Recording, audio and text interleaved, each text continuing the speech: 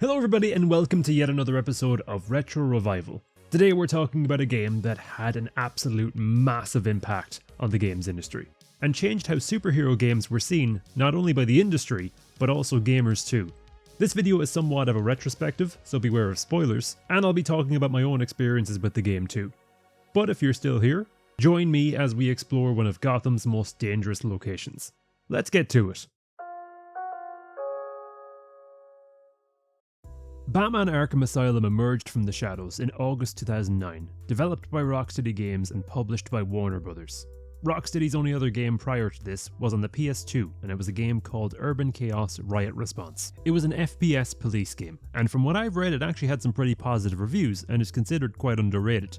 And from some YouTube videos I've seen covering the game, apparently it still holds up quite well. But even with this, they didn't have a massive back catalogue of blockbusters behind them. But that didn't stop them putting out one of the best games of the 360 and PS3 generation. The Joker and Harley, along with a few others, have staged a massive breakout in Arkham Asylum. Honey, I'm home. Come on in. And you take on the role of Batman as he attempts to bring order back to the island and save as many doctors and guards as he can. Some of Gotham's most deranged criminals have been set loose on the island and are taking out anyone that gets in their way. If I was to give the game a brief description, it'd be a stealth action puzzle game. You'll find yourself often having to use your gadgets or intuition to solve puzzles, to open doors or discover secrets. When you enter a room with a bunch of unarmed henchmen, you know it's time for a brawl. Or when you walk into an area and you notice a bunch of guys with guns, you'll know you'll need to sneak around the area and take them out one by one, because let's just say Batman is not bulletproof. He unfortunately left that suit at Affleck's house. Yeah, this game would have been a lot shorter if he had that suit. The game is very much designed like games like Metroid Prime. It's basically a 3D Metroidvania, where as you progress you unlock new abilities and gadgets that allow you to access new parts of the island. Can't access this part of the botanical gardens right now? Well, once you get the zipline you can. Same with the doors that require you to use the sequencer to decrypt, and walls that require you to blow them up or pull them down. This is the remastered versions of the game you'll be looking at, but if I'm being honest, I still prefer the original versions of Asylum and City. My 360 bit the bullet recently, otherwise I think I'd be using that instead. There's something about the changes to the lighting and colours in the remaster that really changed the look and aesthetic of the game. Warning. Security breach in level B8. Warning. This game really popularised this combat system for a lot of other games in the genre too, especially the likes of our web-swinging friend. Combat is basically a big rhythm game. Blue is counter, yellow is evade, red is dodge. You combo your moves and gadgets together and you build up your combo meter, which will let you perform takedowns every 8 or 5 hits depending on if you've bought an upgrade or not. It's an incredibly satisfying and simple combat system, but planning your next punch, takedown or gadget just right is still really important, as one misstep will break your combo and you'll lose your improved critical hit rate and your next takedown. The system only improves as the series goes on too, with new mechanics being added in to expand the variety of moves and combos you can perform.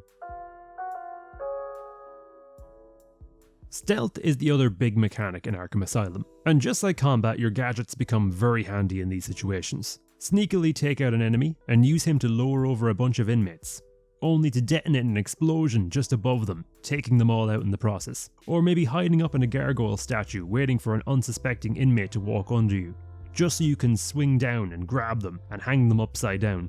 Or using your grapple gun to grab an enemy and pull them off of a walkway. And if you just want to do things plain and simple, you can go up behind them and knock them out. You've got a ton of options at your disposal, and how you use them or how creative you can be is up to you. As the game progresses, it'll introduce stuff like collars that alert the other inmates if someone's been knocked out.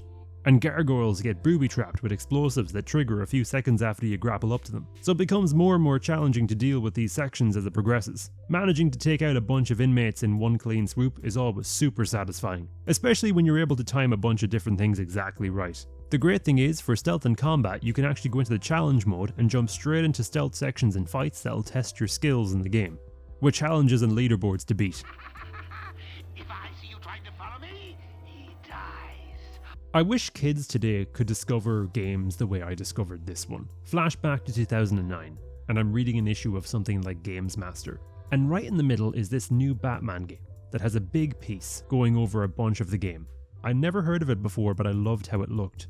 From a visuals point of view, it looked like it was a legit blockbuster game. Around this time, superhero games tended to have a bit of a lower budget look to them, or maybe they were a lower quality movie tie-in game. So when a game like Arkham Asylum, or even X-Men Origins Wolverine came out, they really stood out.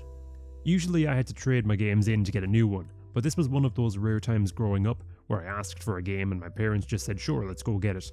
I'd always been a very casual Batman fan up to that point, but I hadn't really grown up watching the animated series like a lot of other people. I was always more of a Marvel kid and I never remember seeing it on TV listings. For me it was the Michael Keaton movies and the Val Kilmer movies. The Clooney one happened too.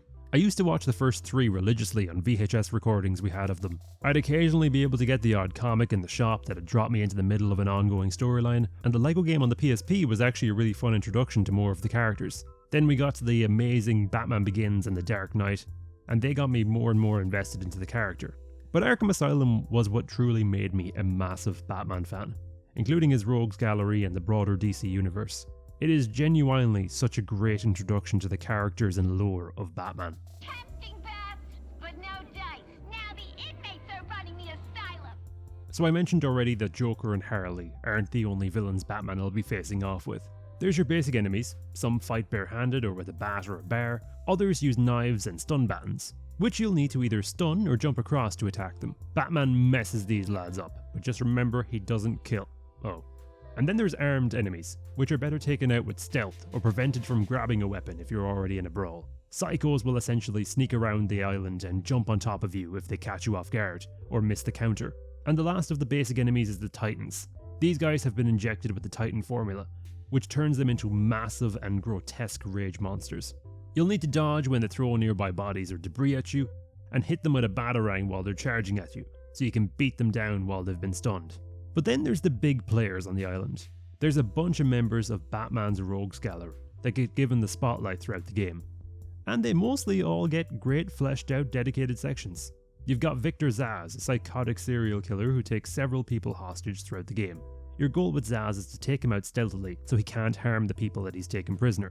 Zsasz is for sure one of the easiest villains to defeat in the game, but his fights definitely serve as a good way to teach you about takedowns and how to use a batarang in cover.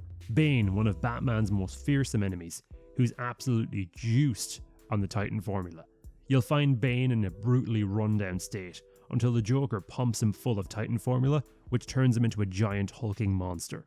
This fight essentially becomes a slightly more advanced version of a Titan fight. You're taking on Bane and gradually Joker starts sending in more and more inmates to help him out. And again, just remember, Batman doesn't... I'd say he can swim. Killer Croc's lurking around in the sewers waiting for any unsuspecting inmates to wander by. He appears a few times in the lead up to the fight, in the intro, at a random door you try to open, and then when he takes Scarecrow for diving lessons. Croc isn't really a fight though, as much as he is a stealth and timing section.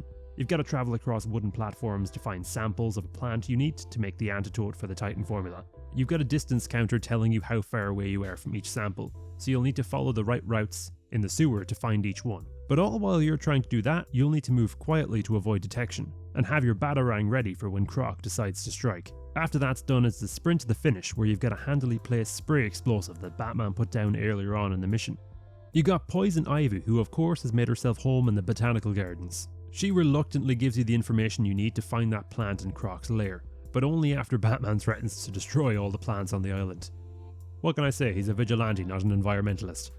Joker gives her some Titan formula which causes all the plants on the island to overgrow and mutate, causing new dangers with the bulbs that shoot out projectiles and paths blocked and opened up by the overgrowth. She gets a big boss fight where she's controlling a massive plant, and you've got to avoid her attacks and target openings in her defenses. It's a pretty cool boss fight and one of the more large-scale ones in the game. One of the coolest boss fights in the game is with Dr. Jonathan Crane, otherwise known as Scarecrow. Scarecrow, in my opinion, is the best boss fight in the entire game, and has some of the best moments in the game too. In several sections of the game, Batman becomes under the influence of Scarecrow's fear toxin.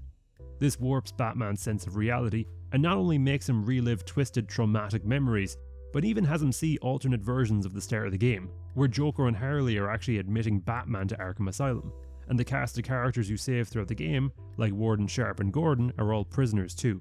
Scarecrow's sections start off as hallucinations, and then become completely different levels compared to the rest of the game. You'll find yourself in fixed perspective and 2D platformer-like views. You'll need to avoid Crane's gaze in order to progress, sneaking behind obstacles and timing your next move so you don't get caught in his gaze. At times he'll throw a bunch of undead enemies at you, and they all basically function the same as regular enemies, but they're just much easier to defeat. Your goal each time is to reach the bat signal, and Batman aims it at him to end the sequence. Scarecrow features one of the craziest moments I've had playing a game, where I genuinely had panic that my 360 broke. Last night.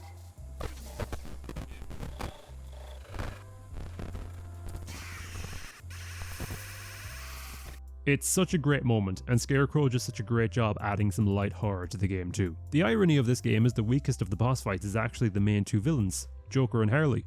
Harley gets taken out in a cutscene after fighting some henchmen, and Joker becomes an even grimmer looking Titan monster. You basically fight a bunch of inmates, wait for Joker to get distracted by a helicopter, grapple gun him down, beat him up and dodge him until he gets back up. And then you repeat until you win.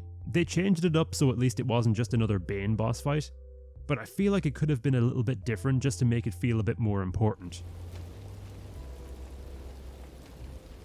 This is a massive Batman event comic level event, and it's fantastic. The asylum and surrounding areas are littered with Easter eggs and world building lore that reference other characters and events that exist in this new universe. So while the likes of Penguin, Two-Face and Catwoman aren't in the game, you'll see plenty of references to them. There's trophy cases with Two-Face's Tommy gun, Penguin's hat and umbrella, or Catwoman's mask and gloves.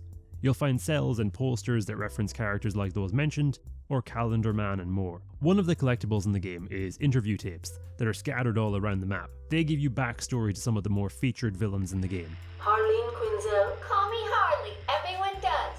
I'm surprised you want to intern here at Arkham. I've always had a thing for extreme personalities. As well as that, you can find bios to a bunch of other Batman villains that don't appear in the game. The interview tapes are absolutely my favourite collectible in the entire series. The background it gives you on each character is great, and I genuinely would just sit and listen to each tape to learn more about the Joker, Harley, Bane and more. Around the map there are these markings you can find that tell you the story of Amadeus Arkham, and provide more lore to the island and the Arkham family. The game features an Easter egg that wasn't found until years after the release, in Warden Sharp's office. You can destroy a wall that's unmarked in detective vision, where you'll find the plans to what would become Arkham City.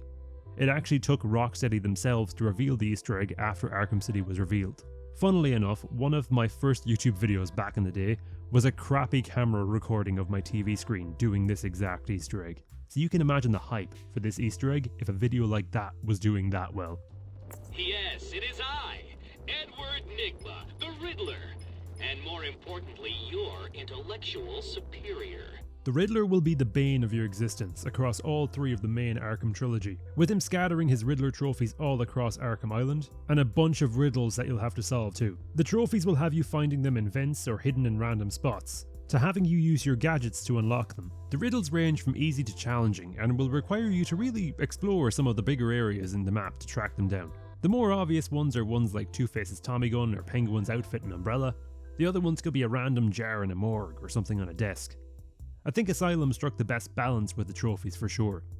It didn't feel too overwhelming compared to City and Night, especially with the map being not nearly as expansive. In my opinion, it's the most enjoyable of the three to 100% when it comes to the collectibles.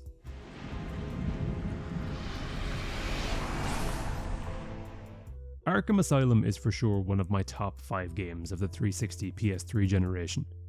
It influenced the genre and set a new standard for superhero games. Insomniac themselves have even said that what Rocksteady did with the Arkham series inspired them when working on Spider-Man. It was an incredibly special game that told a kick-ass story with fun gameplay mechanics, great graphics, an interesting world to explore, and brought some of the best characters in comics to life in ways we hadn't seen before. It deserves every bit of praise it gets and more.